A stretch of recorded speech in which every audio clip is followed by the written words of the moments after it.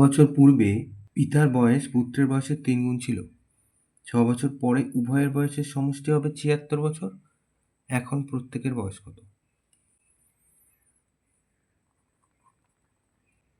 এখানে বলেছে বছর পরে উভয়ের বয়সের সমষ্টি হবে ৭৬ বছর। তাহলে এখন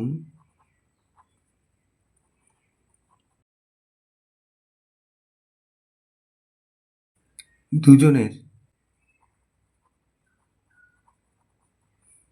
বয়সের সমষ্টি।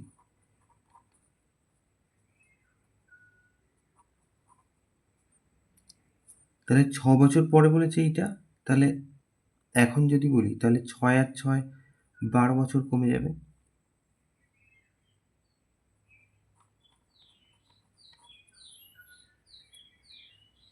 ৬ দুগুণে ১২।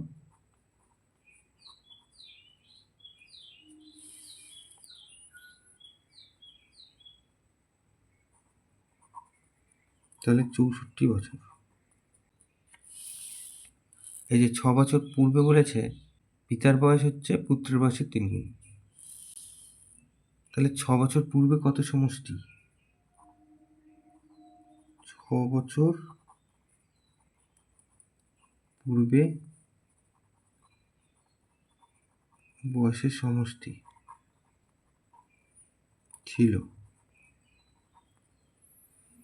একই রকম ৬৪ থেকে দুজনের ৬ বছর করে কমে যাবে,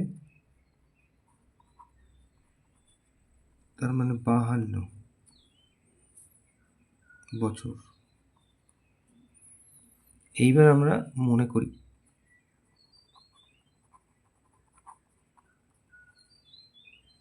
মনে করি ৬ বছর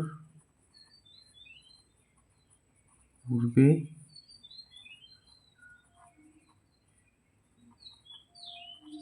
পুত্রের বয়স ছিল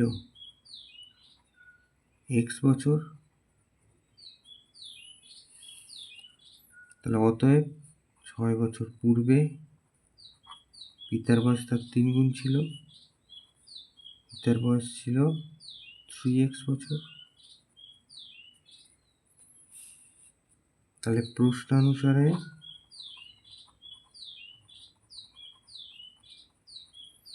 এই পুত্রের বয়স আর পিতার বয়স তার সমষ্টি সেটাই ৫২।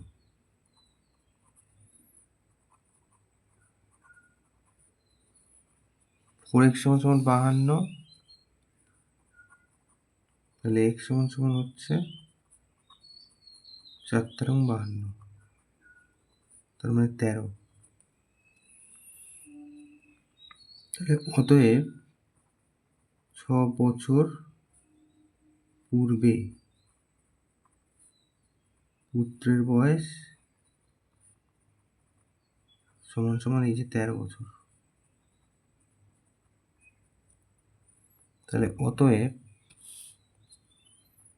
৬ বছর পূর্বে পিতার বয়স ১৩ গুণ ৩ ৩৯ বছর। তাহলে অতএব এখন পিতার বয়স ৩৯। ৬ বছর আগে এইটা, তাহলে এখন ৬ বছর বেড়ে যাবে ৪৫ বছর।